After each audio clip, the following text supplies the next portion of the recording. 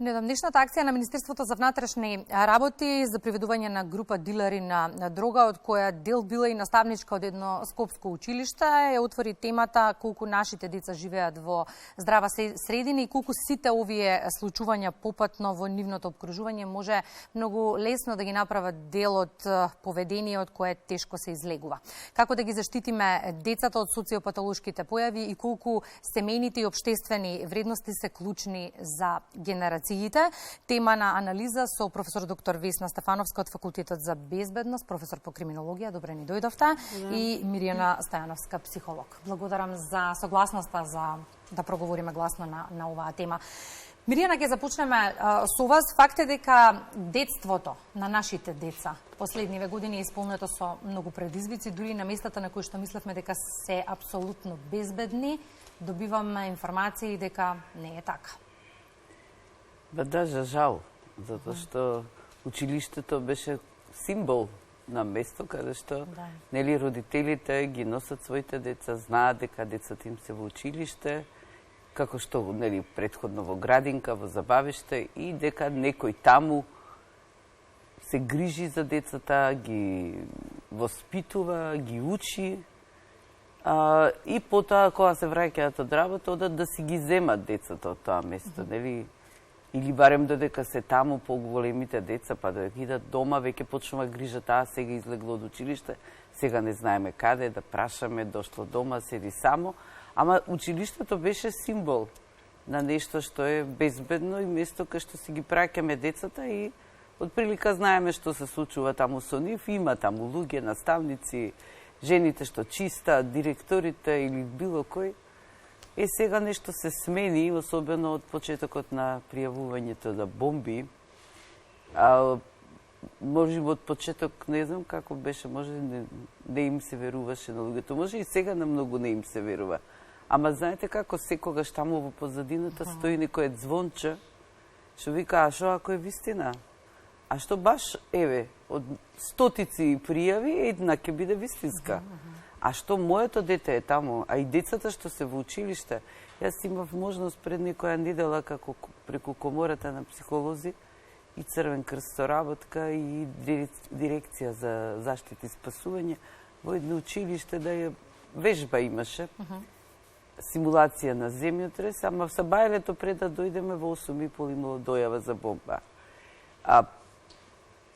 Учениците беа вознемирени, особено оние кои се во инклузивната настава, ученици кои се поемоционални, така, поосетливи. Сето тоа се засилува. Родителите викаат, дојдеа да си ги зедоа децата. Значи, ете тоа што вие прашавте за безбедното место, не училиштето веќе како да губи дел од тоа, затоа што родителите се спремни секој момент да дојде да си ги зема децата.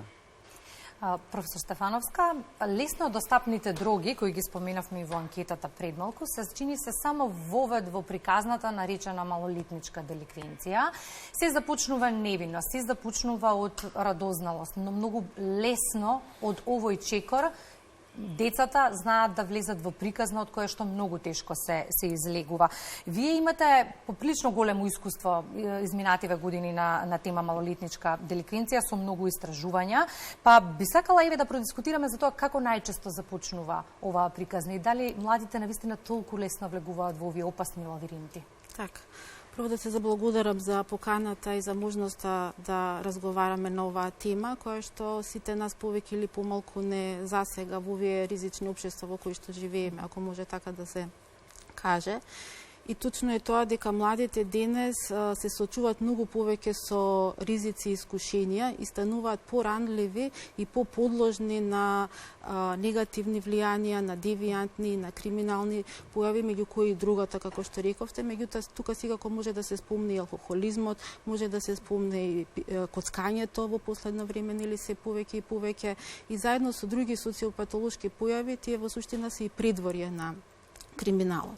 И сега за фактурите може многу да се зборува, има многу теоретски пристапи во криминологијата, меѓутоа не е сега тоа тема да отвориме. Јас сакам да истакнам фактички развојниот пристап, кој што е дел од развојната криминологија и ги објаснува фактички развојните периоди и задачи на децата, односно на младите, на нивните транзиции од детство во адолесценција, бидејќи повеќе станува збор за деца во тие средни тинејџерски години, кога фактички развојниот период, тука многу повеќе може и психологот да зборува, нели децата се соочуваат со промени на емоционален, социјален и на физички план. Фактички тие треба да се прилагодат на физичките промени, да стекнат емоционална зрелост, интелектуална зрелост, да развијат стабилни односи, да развијат комуникацијски вештини, да стекнат еден поглед на светот, контактите со семејството се повеќе се намалуваат, а соврсниците се зголемуваат. И во суштина, доколку младиот човек не може соодветно да се справи со тие развојни промени кои што се очекуваат во периодот на адолесценција, многу лесно може да дојде до таа така наречена криза на идентитет, до лични кризи, лични фрустрации, незадоволства, да почнуваат разни конфликти и на крај, нели, како што велиме, да се влезе во едни девијантни и криминални појави. И на некој начин, фактички, генерално можам да кажам дека појавата на некој начин е резултат на бегство на лични проблеми, на семени проблеми. Може да се каже дека е еден начин, не знам, на докажување, на доминација, на признавање или евентуално на стекнување групен идентитет доколку се влезе во некој лошо дојка се влезе во некој лошо друштво. Така да во тој период, тој процес на социализација како да недостасува. Во однос на состојбата со малолетничкиот криминалитет за податоците, во однос на обемот и на видот на кривичните дела кои што најчесто се извршуваат, нема последни податоци, да речеме последните неколку години. Една анализа која што е направена од Пенолошкото друштво некаде 2020 година покажува, сепак покажува еден благ тренд на намалување на бројот на извршени кривични дела и бројот на регистрирани деца, сторители и деца во ризик од 2017 до 2019 година, потоа некој благо покачување. Како и да е, сакам да истакнам дека стапката на малолетничкиот криминалитет е релативно стабилна низ годините, односно нема значителни варијации. Многу повеќе е прашањето што со тие деца, фактички кога ќе влезат во тие девијантни криминални води, како може да се интервенира, да се отргнат од тој пат, фактички за да не продолжат со нивната криминална кариера и да продолжат нели по правиот пат. Тоа ќе го продискутираме нешто подоцна. Споминавте во еден сегмент од одговорот која е возрастната граница, да речеме, од кога треба да се зборува со децата на овие теми. Мирјана, коригирајте ме ако грешам, ние родителите сметаме дека наша ултимативна задача е да ги заштитиме децата од се. Но кога ќе излезат од домот, не можеме апсолутно да бидеме свесни што се гледаат и што се доживуваат на улица. Колку треба гласно во домот да се зборува на овие теми? Често и не говориме, мислејќи дека ако ги отвориме темите во домот, ќе ги заинтригираме децата. Да. Која е возраста кога треба да почне да зборува родителот, односно родителите со децата за социопатолошките појави и што се може да им се случи на улица? Па од секогаш, од раѓање. Значи, нормално прилагодено на возраста на детето, нели, на 1-2-3 годишно дете не може да му објасниме, нели, хемискиот состав на наркотиците и какви ќе бидат ефектите физиолошки или психолошки, ментални врз оние што земаат дрога и така, него можеме да преку цртани филмови, сликички и така да кажеме дека тоа не е добро. Пушењето цигари, земањето на било што таблети или било како некако. Значи, да се спомнува дека такво нешто не е добро. Како детето расте, како неговите знаења и светот негов се проширува, значи треба да има повеќе детали внесено во тоа објаснување. И кои се методите? Различни се. Некои велат исплашете ги за да не го прават тоа. Некои велат, дајте им повеќе информации за да знаат и сами да проценат. Па, јас како психолог мислам дека нешто подобро е. Знаете како, од казна и од страв никој не е пристанал да го прави нештото. Сите овие што денеска земаат наркотици знаат. Значи, никој од нив не знае дека што прави дрогата и дека ствара зависност и дека не знам што има последици. Сите знаат. Нема некој што не знае. Може би треба да развиеме свесност за грижа на себе си, за сакање на себе си. Зашто некој што се сака себе си нема да си го прави тоа. Да им помогнеме да најдат подобри копинг механизми, механизми за справување со внатрешните преживувања и со социјалните, нели, релации кои ги воспоставуваат и проблемите што излекуваат од нив. Например, ја предавам на МИТ универзитет, доцент сум таму и она што во тие млади луѓе 18-19 години кои доаѓаат, првата идеја ми е на првите часови да седнеме да зборуваме и да ги прашам, а зошто дошле тука? Што они сакаат себе да си прават? Значи, мислам дека акцентот и сите нас возрастните, тоа ни е задачата, да го поттикнеме тоа кај младите луѓе. Свесноста за себе си, познавањето на себе си, познавањето на собствените емоции, што ќе доведе до тоа да они повеќе се почитуваат, се разбираат себе си, се сакаат и да градат еден позитивен, добар однос кон себе. Професор Стефановска, ги споменавте децата кои што влегуваат во криминално поведение. Дали влезот во тоа поведение во Македонија е пат од кој нема назад? Се фокусираме ли на ресоциализацијата? Обрнуваме ли внимание на овие деца? Им даваме ли втора шанса? Така. Па морам слободно да кажам дека точно е тоа дека прво се препознава потребата од да се согледа состојбата и да се подобри состојбата со детското престапништво, како што терминолошки сега повеќе се зборува тој термин наместо малолетничка деликвенција. Еве да кажеме дека постои државен совет за превенција на детско престапништво кој што е формиран 2009 година. Значи во овие 15 на години преземени се низа активности за подобрување на состојбата. Во септември беше промовирана и национална стратегија за превенција и за правда на деца, така да со тоа сакам да кажам дека веќе се идентификувани тие стратешки цели, приоритети, мерки кои што треба да се преземат во следен 5-годишен период, бидејќи стратегијата е 2022-2027. Јас ја немам во тврда верзија. Во пракса како функционира?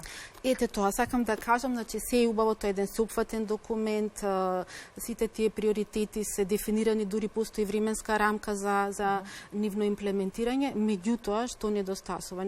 Се поставува прашањето дали службите фактички што треба да ги имплементираат и мерки и активности имаат соодветни, како велиме, и кадровски, и институционални, и материјални ресурси, бидејќи фактички тоа е најчесто она што недостасува во нашата земја. Еве ќе посочам еден пример. Постои добра реформа за деинституционализација на установите каде што беа згрижувани деца со воспитно-социјални проблеми и со нарушено поведение, и тие сега се сместуваат во мали групни домови. И таа реформа е одлична, благородна, во смисла дека треба да им се овозможи на децата да бидат сместени во домови налик на семено живење. Меѓутоа, ете, неколку години, се извинувам, по функционирањето, односно формирањето на тие домови, повторно се покажуваат одредени слабости. Во која смисла? Дека повторно тие деца, односно штетеници, се носители на одредени девијантни криминални поведенија, дека исто така има чести бегства. Еве пред неколку дена по медиумите прочитав еден прилог за штетеници од таков дом во една скопска населба, нападнале друго дете. И по брза интервенција точно на надлежните служби кажано е дека тие се проблематични деца и дека... Но тоа е печатот кој што тешко може да се излезе во нашето општество. Така, сакам да кажам дека институциите и полицијата и вработените се свесни дека станува збор за деца со нарушено поведение, меѓутоа како да не можат соодветно да се справат со проблемите. И затоа само што сакам да кажам дека раната интервенција уште во детството, во основното училиште, тука беше посочено дека е многу побитна, додека не се влезе во системот, затоа што понатака е многу тешко да се излезе. Кој е одговорен за превенцијата? Тоа е вечна тема. Родителите ги посочуваат наставниците и училиштето, образовниот систем ја враќа топката на родителите. Дали имате впечаток дека многу повеќе се ангажираме кого да го посочи, префрлајки се топката едни на други? И дали, правејќи го ова, ние попатно ги губиме генерациите попат? Значи, ние сите сме одговорни. Без разлика кај работиме. Еве, од медиумите... Имате впечаток дека сме свесни, дека сме сите одговорни? Па, знаете, свесни, несвесни, ние сме одговорни. И може би треба да се зборува малце повеќе. Е добро е вака што има вакви можности да не чујат луѓето. Мада сега од Себајле, јас не знам колку луѓе отишле на работа, може и они што треба да не чујат. Не гледаат и слушаат. Да, не знам дали не слушаат сега. Да. Сите сме одговорни. Значи, јас како се понашам како комшија со младите луѓе околу мене, со моите деца, како професионалец на работа, медиумите, здравството, вие рековте дали дома да се зборува преска. Па децата имаат толку извори други на информации што ако не зборуваш дома, што тоа ќе стане тивко некое глуво место каде што нема да се зборува за проблемите на светот, а децава преку интернет ќе добиваат се што знаат, преку телефони, таблети, мада и ние родителите им ги даваме за да поседиме пол саат малце да попиеме кафе со пријателката или татково да одгледа фудбал, ќе им дадеме на децава да си поиграат и тие учат многу брзо. И таму покрај она што го работат, или тие детски ово, добиваат и поп-ап, тие излегуваат пенџерчиња различни. Училиштето, градинките, тетките, бабите, значи сите што се тука околу матичните лекари, значи ние психолозите одавна зборуваме дека грижата за менталното здравје во основното и средното училиште би требало да биде на многу повисоко ниво. Како што кажа професорката, од прво оделение, зашто ние имаме, мислам, треба да имаме физичка култура, треба да се грижиме за здравето на телото. Ама немаме час во кој што имаме ментално и емоционално здравје за учениците. Учениците не си ги препознаваат емоциите, не знаат што да прават со нив кога ќе се појават, не знаат како да ги решат проблемите, што се во комуникација со своите другари, со наставниците, во односот на учење, во односот на тоа како нивното тело расте и се развива. Вие добро рековте, децата поминуваат низ интензивни фази на развој, на психо-емоционален, сексуален, физички, социјален развој. Мислам, тоа е една неверојатна мешавина од многу случувања, многу фактори што влијаат на сето тоа. Значи, треба многу поозбилно. Ние имаме, предлози сега да не така, ама за едно сеопфатно сексуално образование, а немаме предлог за сеопфатно ментално зачувување на менталното здравје. И никој не го турка тоа, никој во законот не ставил дека треба такво нешто. И така, мислам, тоа е многу голема и широка тема, вака малце само... 15 на минути не ни се доволни, но колку да ја отвориме и да поттикнеме да се размислува и зборува за неа. Сосема накусо. Професор Стефановска, споменавте, има одлична стратегија, се тоа убаво е напишано на хартија, но многу сегменти не функционираат. Што е најпотребно? Која алка да се вклучи и да функционира во моментов, најприоритетна? Така.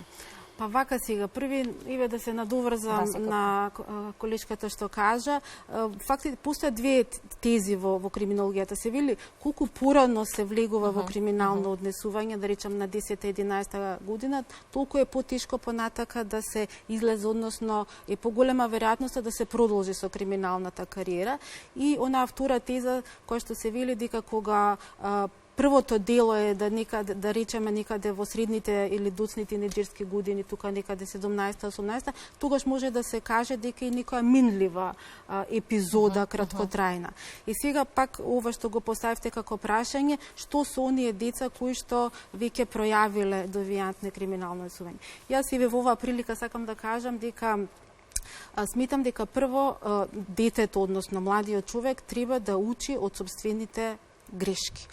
Односно, тоа е еден, јас сум силен поборник, еден пристап кој што се нарекува ресторативен пристап во одговор на криминалот. Тоа значи детето, односно нели сторителот фактички, да ја свати дека предизвикува штетни последици, дека повредува некој друг, да свати сопствената одговорност и да прифати да надомести штетата на било кој начин, се во зависност со делото. Дали со извинување, дали со враќање на украдениот предмет, дали со ангажирање, да речеме, да посетува некакви, не знам, часови или некаква општо корисна работа. За ова постои законска можност, тоа сакам да го потенцирам и во Законот за правда на деца преку примена на медијација, па дури во Законот за социјална заштита, кога станува збор за деца во ризик преку примена на една постапка за посредување, така што службите треба многу почесто да ги применуваат тие можности, односно одредени кривични дела да се решаваат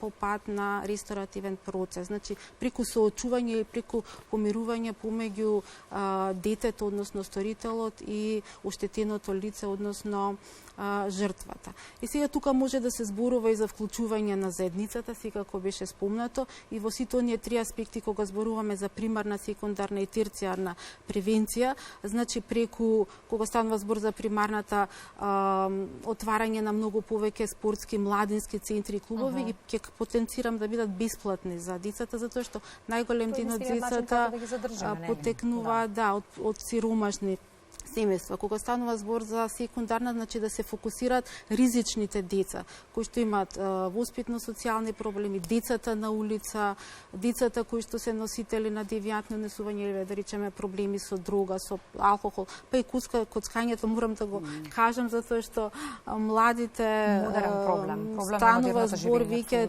преминува во патологија, мислам нели многу нормално. И она терцијарна кога велиме да се работи конкретно со старители преку постпенална помош, реинтегративни програми и така натака. Долга е листата. Многу. Но еве, да започнеме од нас родителите. Како последно прашање, Мирјана, кој е првиот разговор кој што денеска веднаш, сега, одма, треба да го направиме со нашите деца? Што прво треба да им кажеме? Јас многу те сакам и ти заслужуваш да бидеш многу сакан. Те разбирам или ќе пробувам да те разберам кои се твоите потреби и за да може и детето да почне да се сака себе си и да почне да се разбира. Кога ќе имаме едно здраво таква основа во личноста на детето, може после да аплицираме многу други работи. Размисли кога ќе те пуштам надвор, што е добро за тебе? Нели? Кои се тие добри работи што ти можеш да се дружиш со другарите, да излезеш, да се насмееш, да направите муабети, нешто, било што такви активности, или ќе земеш да пушиш, да пиеш, да се другираш, да коцкаш, да правиш нешто. Знаеш, да седнеме да поразговараме, еве овие деца што добиваат, овие деца што добиваат. Како е, нека они размислат за својата иднина. Можеме дома да правиме такви игри, дека секој ја гради својата иднина, секој е одговорен за тоа што ќе направи со себе во животот. Затоа што некогаш родителите се однесуваат многу лично кон детето. Ти не учиш, ја ти реков да учиш. Или учителката што ќе ти каже наставничката. Значи, децата не учат ни за родителите, ни за наставниците. Учат за себе. А учењето е многу тежок процес. И не е природна она желба на детето да седи 7 часа по 45 минути у клупа, значи не е тоа некое тежнение, ние ги социјално ги стискаме да го направат тоа. И да го мора да го прават тоа. И најдобро што може да ги направат тоа. И вака ќе ги згмечиме, како што нас не гмечеле, и ќе си се гмечиме така понатака, ама градиме нешто што е социјално пожелно, зашто моментално општеството наше така функционира. Мора да поминеш ти за образовниот систем. Кога ќе дојдат кај мене, например, да ме прашаат како психолог, и сега родителиве сега што, и јас им викам на децата, те разбирам, многу ти е тешко, викам, тоа што го правиш. Ама стварно е тешко. Мене ми било тешко, ми беше тешко децава да си ги гледам да пројдат, и сега тешко е за тебе. Ама мора да поминаш, за да станеш нешто, да бидеш возрастен, да функционираш во сето тоа. Значи, да си најде копинг механизм, да му помогнат родителите, наставниците, ние сите што можеме. Како ќе си се справат со тоа? Еве, убав предлог. Поише спорт, поише уметност, поише музика, поише, значи, можности да бираат како да излезат со себе си, поише кикбокс, поише качување по водно, нешто друго, затоа што нормално е дека внатре му работи и бара правда. Имам уште многу прашања, но времето ни е многу куса и точно определено. Ви благодарам многу за гостувањето во утринската програма. Ветувам дека нема да се опреме тука и дека оваа тема ќе има и тоа колку е потребно продолжение додека не направиме промена. Благодарам. Фала за поканата, ми останаа многу реченици, ама ви го почитувам времето. Знам, да, и моите прашања останаа, верувајте, уште десетина имав на листот, но тоа за следното гостување кое ветувам ќе го имаме. Благодарам уште еднаш.